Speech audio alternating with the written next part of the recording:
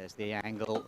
Hit the post. Somehow Messham's got on top of that. That is a brilliant rebound. There was a defensive touch on the way through. Might have come off Whitfield, the goalkeeper, onto the post. But as it's come back pretty much bang in front of Elliot Messham's head, he's picked it vertically and managed to play it down into the goal. Yeah, really smart corner. I think sort of recognising that their number one runner has been very, very strong. So just using that little slip to kind of create the space for Carson to get the shot off. Jackson just held the ball long enough to get the number one runner coming. It did indeed come off Whitfield onto the post, but lightning fast reactions from Messam gives OGs their first goal. What a pass off his wrists. Ashley Jackson, lovely little drop off, plays across the goalkeeper, walked it into the goal. That's absolute genius and composure from Jackson through midfield, finding the ball forwards to Tyndall. Tyndall finds Carson. Carson finds his brother to knock it back around the goalkeeper. What's that? Less than 60 seconds later. Yeah, this little layoff from Carson is that it sets up the whole move, draws in the defender, and gives Tyndall a lot of opportunity to find James on the far post. It's just moments ago we talked about Tom Carson on the far side of the pitch holding the ball, drawing defenders in, and sometimes it's actually playing slower that is more effective than just trying to play at warp speed, having the composure to drop off.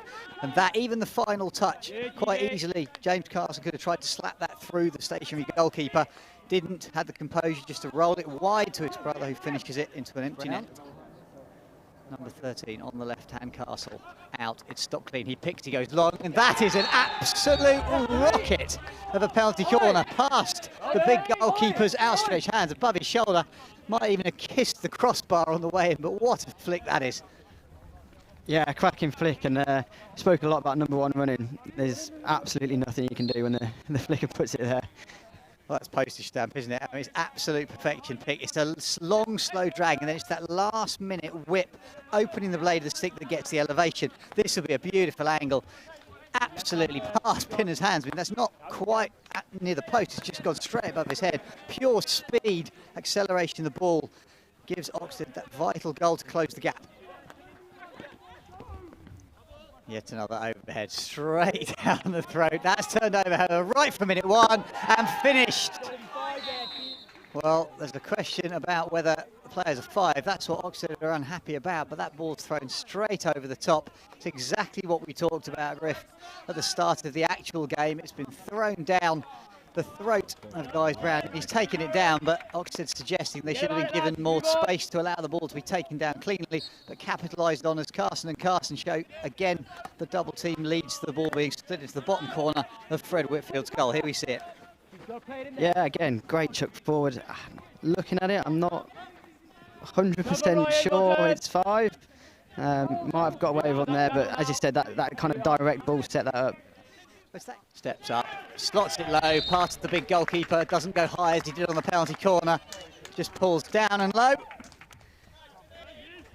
OG's 3, Oxted 2. Just a penalty corner and a penalty stroke for Tim Guys Brown. Yeah, that's a really nice finish. I think, I don't know if it's playing on George's mind with the kind of corner going high, but sort of slotting it low there. Really good finish. A little bit of confusion between the two. Shrugged off the challenge, driving in one-on-one into the circle, gets it across. Pinner's got it wrong. It's between his feet. He's got absolutely caught up with a horrible touch in front of him, and it's touched in on the far post by Mark Galloway for the equaliser for Oxted. Not quite sure what happened in the middle of the circle. We'll see now. Lovely little bit of movement. Gets in. Ball fed in, must take a touch off Ed Fleet in front of Pinner because he gets his feet completely wrong. If he doesn't, then that's poor goalkeeping from England's number one. Let's see here, does it get a touch? Into the circle, played because it does get a touch. Yeah, Fleet in front of Pinner plays it into the inside of his right foot. First touch into the circle. Challenge from Atkins is a little bit woody. That's in and off the crossbar. What a finish that is! Absolutely drilled in off the crossbar. I think that's Sam Driver who's finished that off, but it was all about Guys Brown on the overhead to start with. Took it down, made such distance. Yeah, phenomenal finish. And I think that's kind of the way they've set up, trying to force it slightly with that overhead. As you said, a great pick from Guys Brown and really direct play. As you said, could have been easy to sort of pick it, transfer it, but now he thought, going to carry it 10-15 yards, play the ball direct into the circle, and a phenomenal finish from Driver there. Driver's absolutely middled it. You don't stop those. That's underside of the crossbar. On a couple of corners, it was the slip flick from Carson that paid dividends. Jackson now, however, going bottom corner, flips it off his wrists, levels the scores, 4 apiece right on the stroke. 35 minutes gone on our time clock. Fred Whitfield finally beaten down to his left-hand side. Jackson's come in, hasn't gone high as he sometimes favours, and he slides that past the goalkeeper's left foot.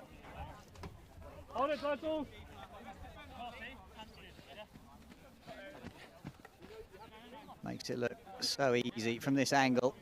Postman, you've got to say, has stepped outside the line of the post.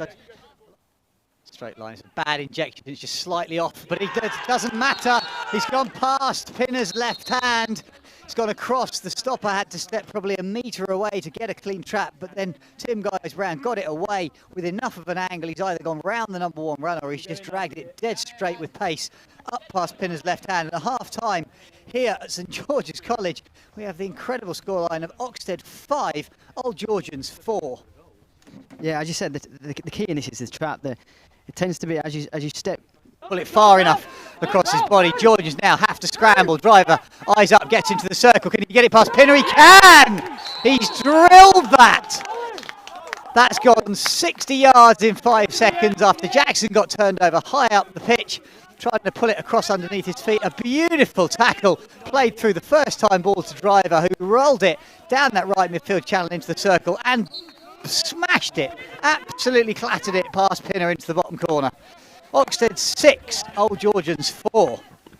Yeah, I think a nice calm, composed finish from Driver there. Oh, as we're on the attack. Yeah, we're still on the replay, but as we're on the replay, thanks for flagging that up, Lee, we see Old Georgians go back down the other end. I'm running out of paper to write this down, genuinely.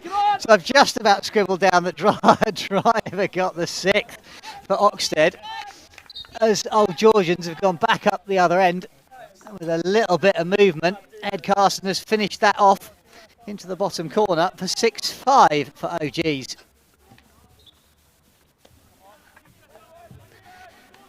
Well, all those defensive chats that the coaches gave at half-time have come to absolutely nothing. A really smart decision just to control the ball and make a 100% pass.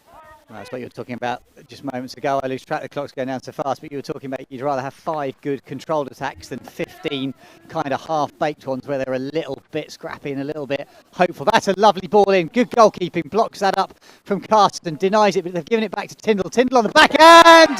Gets it out somehow from underneath his feet and gets his hands low enough to blade that past the outstretched foot of Fred Wyman. And that is 6-all.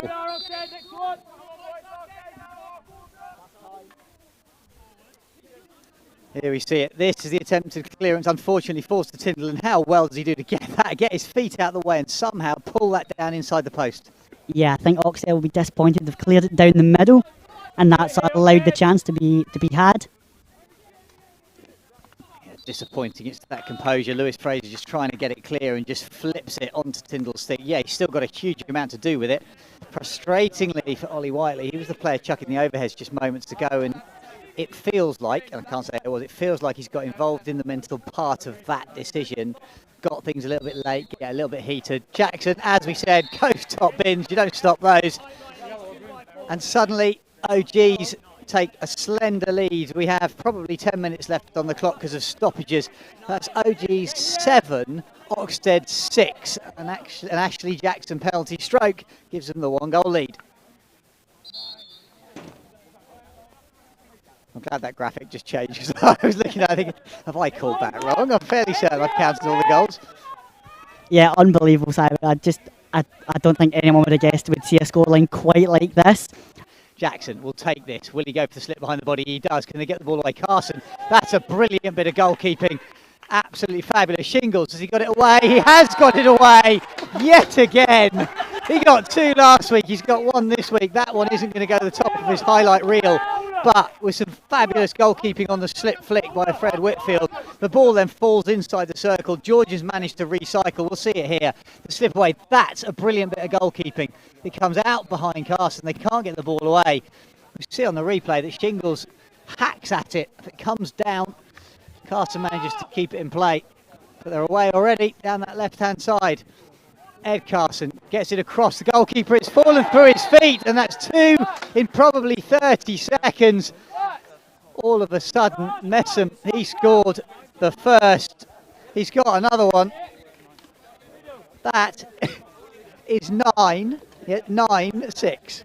OGs have scored 3 in 3 minutes. Yeah, that's quite incredible. Yeah, I think just before the 8th goal, also heard George Pinner and Ed Fleet at the back discussing what the score was because they weren't quite sure. Again, almost another one for All in, Page plays it across.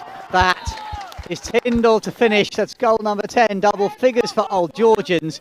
What an incredible 5 minutes, all about the pressure in the bottom corner, not allowing Oxted to get out of it.